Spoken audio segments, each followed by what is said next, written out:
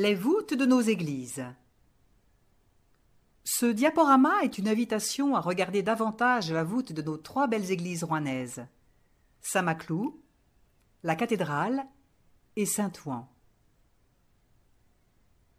Les nouvelles caméras grand angle nous permettent de voir, sans nous tordre le cou, l'ensemble de leurs voûtes. Il faut nous habituer à ces images qui élargissent notre regard.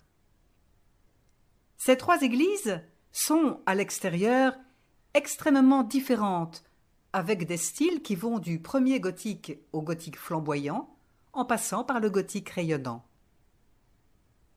Mais intérieurement, les différences sont plus minimes. C'est le gothique classique, avec ses croisées d'ogives et ses clés de voûte. Saint-Maclou est la plus compacte, avec la petite nef de 3 travées. 10 travées pour la nef de Saint-Ouen, 11 travées pour la nef de la cathédrale.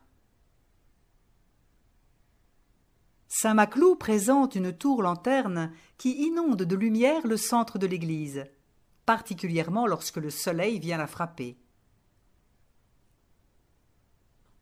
Avec ses 16 nervures, autour d'une clé de voûte de style Renaissance,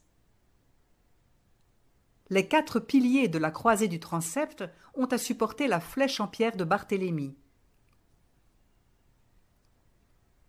L'église Saint-Maclou présente une poutre de gloire surmontée d'un crucifix.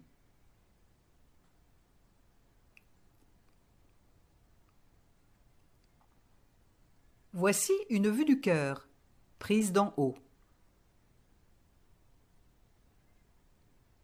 La cathédrale présente, elle aussi, une tour-lanterne, plus haut placée, un peu moins lumineuse, avec un triforium propre.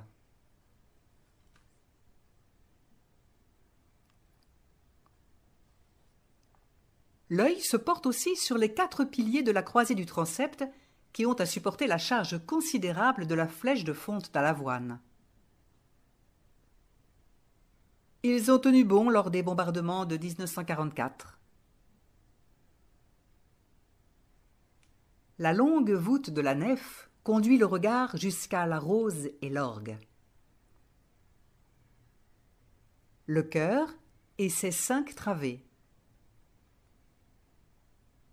Une vue du chœur avec son crucifix. Le transept nord et sa rose. L'abbatiale Saint-Ouen est impressionnante avec ses 137 mètres de long, ce qui lui donne une voûte particulièrement longue. Elle ne possède pas de tour-lanterne et son centre est un peu moins lumineux. Mais ces hautes verrières compensent et donnent à l'ensemble une belle luminosité. La longue voûte de la nef conduit le regard jusqu'à l'orgue. Un cavailler-cole dont la célébrité est justifiée.